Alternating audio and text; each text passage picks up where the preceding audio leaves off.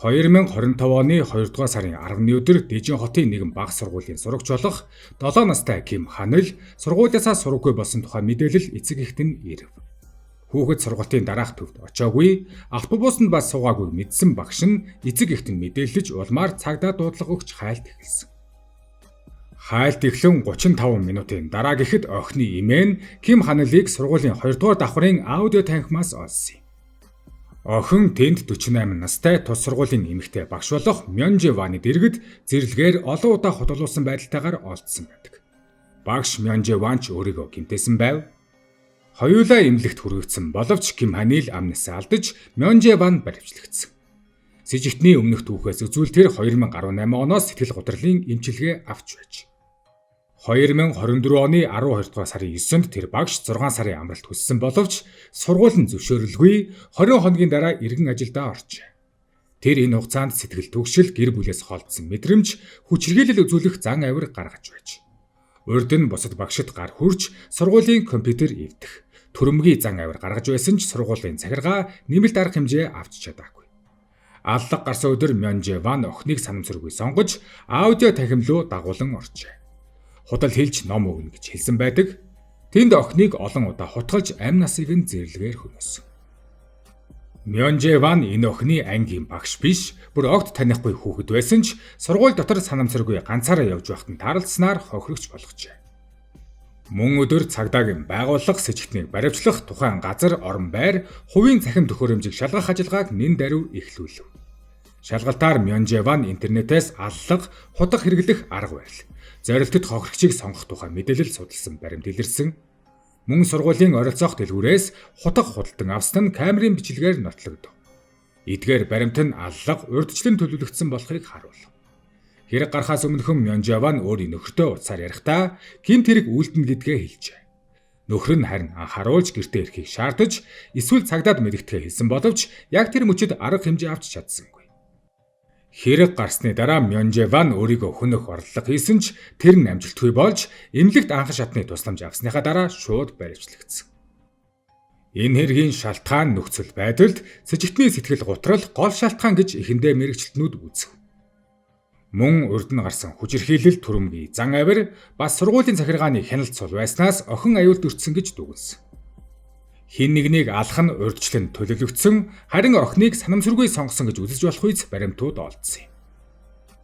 Хөөрхий 7 настай охины оршуулгыг Коньян их сургуулийн эмнэлгийн оршуулгын танхимд явуулж, ясны үлдэгдлийг Дээжон дурсгалын цэцэрлэгт 2025 оны 2 дугаар сарын 14-нд болсон.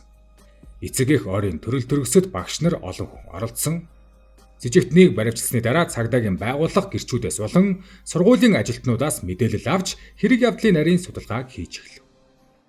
Дараагийн эмчийн дүгнэлтээр урьдчилан сэтгэл гутралын эмчилгээ хийлгэсэн нь хүчирхийлэлд хүргэх гол шалтгаан биш.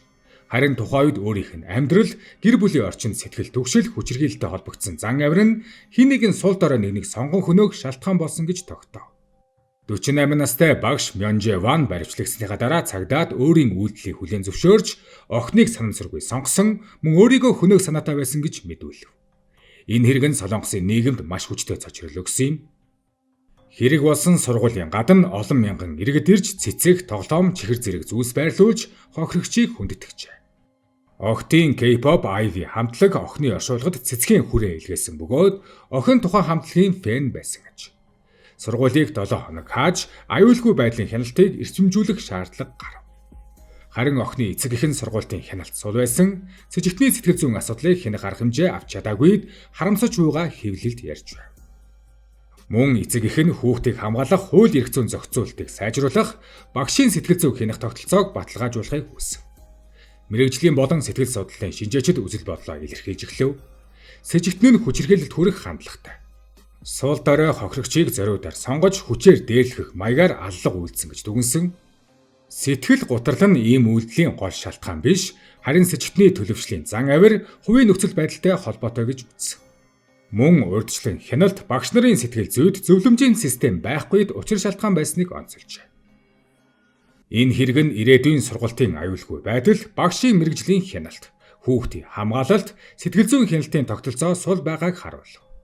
Сургуулийн удирдлага боловсролын газар нь ачаалал ихтэй багш нарыг ажлаас нь түр хугацаанд амраах, сургуулийн хяналт, хүүхдийн гарах орох цагийг мэдэгдэх системийг сайжруулах зэрэг арга хэмжээ авах шаардлагатай бол. С жигтний эцсийн сэтгэл зүйн шинжилгээний дүнгээр Мёнже Ван сэтгэл готрол төвшөлтэй байсан ч угаас бусдад хүч хэрэглэх хандлагатай байсан нь туйлдаа хүрч мөн цагдаагийн болон боловсролын байгууллагын хяналт утмаг байсан нь охины амнасыг эрсдэлд оруулсан гэж үзсэн байдаг. Хэргийн нотолгоо гэрчийн мэдүүлэг камерын бичлэг мөн цахим мөрдлөх с жигтний хэрэгээ хүлээн зөвшөөрсөн байдал зэрэг баримтууд нь гэмт хэргийн үйл явцыг тодорхой болгосон. С жигтнийг 2025 оны 3 дугаар сарын 12-нд олон нийтэд танилцуулав. Шүүхээр яллаагүй хэрэгтнүүдийн нэр ус болон зургийг хүний хувийн нууц хэмээн олон нийтэд зарлдаггүй ч онцгой хэрэгүүдэд нэр болон төрхийг шууд дэлгэсэн тохиолдол боллоо. 2025 оны 3 дугаар сарын 27-нд прокурорууд Мёнже Ванг аллагын хэрэгт аль бие ёсоор яллагдагчаар татаж 4 дугаар сарын 28-нд шүүх хурлын тов тогтоосон. Мөн с жигтэн бүх хэрэгтэй өөрийн бурууг хүлээн зөвшөөрч сэтгэл судлалын шинжилгээ хүссэн. Харин хохирогчийн гэр бүл уг хүсэлтийг хүлээж авах ёсгүй гэж үзсэн бөгөөд хөнгөн шийтгэл авах орлого гэж тайлбарласан. 2025 оны 9 дугаар сарын 22-нд прокурорын тал Мёнже Ванд цаазын ял оноохыг хүсв. Насанд хүрээгүй хүүхдийн амь насыг санаатайгаар хөнөөсөн урьдчилан төлөвлөсөн. Хохирогчид хөнөөл учруулсан зэрэг ноцтой хүчин зүйлсийг үндэслэн дээд хэмжээний ял оноох боломжтой гэж үзсэн. Гэвч Солонгост 1998 оноос хойш цаазын ял хэрэгжээгүй, цаазын гүйцэтгэл зогссон тул шүүхийн шийдвэрт нөлөөлөхгүй байсан. 2025 оны 10 дугаар сарын 20-нд анхан шатны шүүх Мёнже Ванд бүх насаар нь хорих ял оноожээ. Мөн 30 жилийн хугацаанд хяналтын төхөөрөмж зүүж нийгмээс бүр мөсөн тусгаарлах шаардлагатай гэж үзв. Шүүхийн байр суурь нь гэмт хэрэг ноцтой хохирогчийг санаатайгаар сонгосон, иргэн дахин гэмт хэрэг үлдэх өндөр эрсдэлтэй гэж дүгнсэн ч цаазын ял оноох шаардлагагүй гэж үзсэн. Гэхдээ Ким Ханил охины эцэг эх нь цаазын ял шаардах хүсэлтэд удаа дараа илэрхийлж байлаа. Ял оноосноос 8 хоногийн дараа буюу 2025 оны 10 дугаар сарын 28-нд Мёнже Ван давж заалтах хүсэлтэд гаргав. Түүний өмгөөллийн тал нь хөнгөн ял авах шалтгаан бий, сэтгэл зүйн асуудалтай байгааг нь тайлбарлаж байлаа. Гэвч прокурорын тал давж заалтах хүсэлт гаргасан хугацаанд нь цаазын ял шаардаж анхан шатны шүүхийн шийтгэл хэд зөөлөн гэж үзв. Ингээд 2026 оны 1-р сарын 16-нд Дэжоны давж заалтах шүүх Мёнже Ваны хүсэлтийг болон прокурорын хүсэлтийг хүчингүй болгож анхан шатны шүүхийн шийдвэрийг хэвээр үлдээсэн. Цаашлаад 2026 оны 4-р сарын 2-нд Солонгосын дээд шүүх Мёнже Ваны бүх насаараа хоригдох ялыг баталгаажуулж шийдвэр эцэслэгдсэн. Энэ хэрэг Солонгосын нийгэмд шок үүсгэж олон нийтийн сэтгэл түгшээсэн учраас улс төрчид боловсролын байгууллага иргэдийн төлөөллүүд шуурхай арга хэмжээ авахыг шаардаж эхлэв. Улс төрчид охины амь насаа алдсан явдалд гүн эмгэнэл илэрхийлж сургуулийн аюулгүй байдлыг сайжруулах чиглэлд шинэ хууль, журам боловсруулах санаачлаг гаргав. Ерөнхийлөгчийн үүрэг гүйцэтгэгч Чой Саммог охины үхлийн талаар засгийн газрын хурлын үеэр гүн эмгэнэл илэрхийлж боловсролын яам болон холбогдох байгууллагад хэрэгт бүрэн шалгалт хийхийг үүрэг өгчээ. Тэрээр охины оршуулгад оролцсон бөгөөд охины гэр бүлтэй уулзаж хүүхдүүдийг аюулгүй орчинд өсгөх арга хэмжээ авахаа амлажээ. Өмнөд Солонгосын боловсролын сайд Ий Жу Хо охины нэрээр Ханил хуулийн төсөл буюу Ханил актыг санаачлах тухай ярилцав. Энэ хуулийн төсөлд багшийн сэтгэл зүй хянах, сэтгэл зүйн асуудалтай багшийг заавал чөлөөт хугацаагаар ажилуулах, эрсдэлтэй үйлдэлийг урьдчилан илрүүлэх механизм хэрэгжүүлэх зэрэг заалтууд орж байгаа. Улсын хэмжээнд багш нарын сэтгэл зүйн байдлыг хянах тогтолцоог сайжруулах, хүүхдийг аюулгүй орчинд сургах, хяналтын камер, AI системээр с жигтэй үйлдэлийг илрүүлэх боломжийг нэвтрүүлэхээр төлөвлөжээ. Иргэдийн түгшүүр нэмэгдсэн тул эцэг эхчүүд хүүхдийн орох гарах цагийг хянах аппликейшн ашиглах, хүүхдэд зориулсан аюулгүй байдлын төхөөрөмжийг хэрэглэх зэрэг арга хэмжээг авч эхэлсэн байдаг. Амиа алдсан 7 настай Ханилын гэр бүл шүүхээр дамжуулан сургууль болон боловсролын газраас хариуцлага нэхэмжилж санхүүгийн нөхөн төлбөр гаргуулахаар болсон байдаг.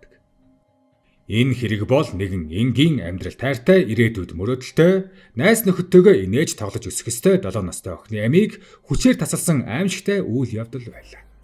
Ким Ханил охин бол олон хүний зүрх сэтгэлийг татаж, инээмсэглэлээрээ гэр бүл найз нөхөддөө баяр баясгалан авчирч байсан цоглог охин байлаа. Гэтэл нэгэн насанд хүрсэн хүн тэр ч байтугай охины багш нь байх ёстой хүн түүний амьдралыг тасалж, гэр бүлд нь нөхөж баршгүй уй гашуу үлдээсэн. Энэхүү хэрэг нь сурагчийн энгийн өдөр аюулгүй сургуулийн орчин хэрхэн эрсдэлд орж болохыг илэрхийлж байна. Гэвч хамгийн том гарцан дахин нөхөж боломгүй аимшигтай гэмт хэрэгт өртсөн нэгэн охины амьдрал түүний гэр бүлийн зовлон юм. Гэхдээ хүмүүст үлдсэн зүйл бол зөвхөн гашуудал биш, бас сургамж, хүүхдүүдийн аюулгүй байдлыг нэгдүгээрт тавих. Багш нарын сэтгэл зүй зан авирыг хянах, нийгмийн хяналт, сургуулийн дотоод зохион байгуулалтыг сайжруулах нь хизээж хэтрэхгүй чухал зүйл гэдгийг энэ хэрэг сануулж байна. Эцэст нь тус хэрэг гүн харамсал, эмгэнэл, айдас төдийгүй нийгмийн хариуцлагын хамгаалтын системийн чухлыг дахин нэг харуулж, охины нэрээр олон нийтийн анхаарал, сургамжийг сэргээсэн хэрэг байлаа.